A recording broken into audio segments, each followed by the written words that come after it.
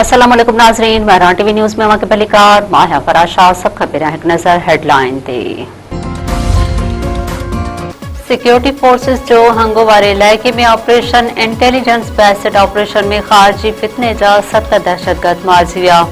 ISPR मूजिब दहशतगर्दनि सां विढ़ंदे पाक फ़ौज जो 27 वेरियन जो कैप्टन हमज़ा शहीद थी वियो। दहशतगर्दनि मस्जिद में पनाह वरती इबादतगाह जो तक़द्दुस पामाल कयो।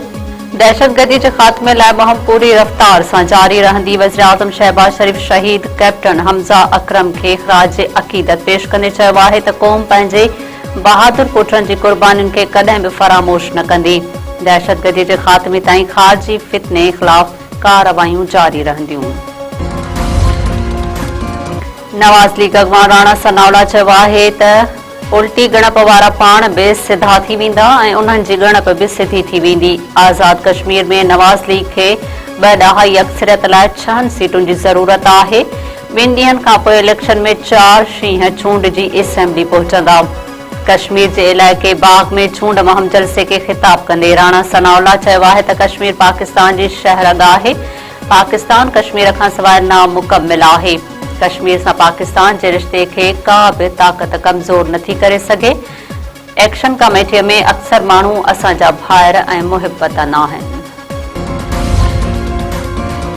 पाकिस्तान सऊदिया ऐं तुर्किया मां कंहिं हिक मुल्क ते हमलो 3 मुल्कनि ते समझो वेंदो। 3 मुल्कनि विच में दिफ़ाई मुआहिदो थी वियो।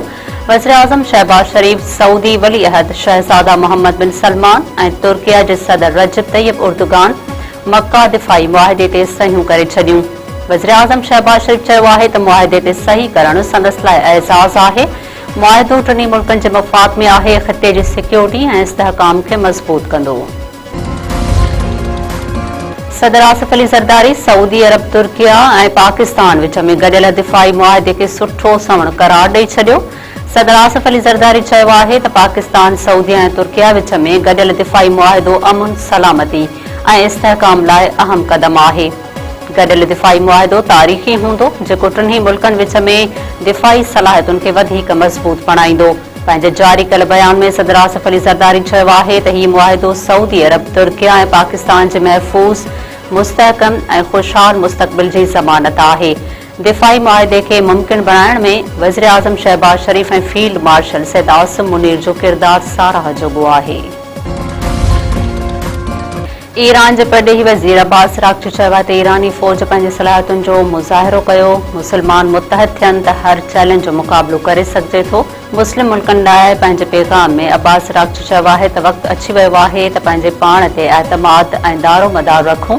हक़ीक़ी भाईचारे जो वक़्तु अची वियो आहे। ईरानी सदर मसूद पिज़क्शियां चयो आहे त कुझु माण्हू चाहिनि था त असां जंग कयूं। इसराइल चाहे थो त असां हथियार फिटा करण ते मजबूर थी वञूं, पर असां सरेंडर न कंदासीं।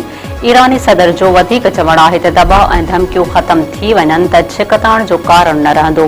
ॻाल्हियुनि ज़रिए कुझु पाबंदियुनि में नरमी कराइण में कामयाब रहिया आहियूं। कराची में पुरस्कार नमूने फोत थियल नौजवान वापारी जी क़बर मेडिकल बोर्ड सोसाइटी कब्रिस्तान में क़बर करे लाश जा नमूना वरिता। मक़तूल नौजवान जे वालिद पारां क़बर जी कार्रवाई ते इत्मीनान जो इज़हार। मक़तूल जे वालिद मीर हसन जो चवणु आहे त पुट जो केस ख़राब करण जी कोशिश कई पई वञे। दुआ आहे त पोस्टमार्टम में जेको कुझु थियो उहो ॿीहर न थिए।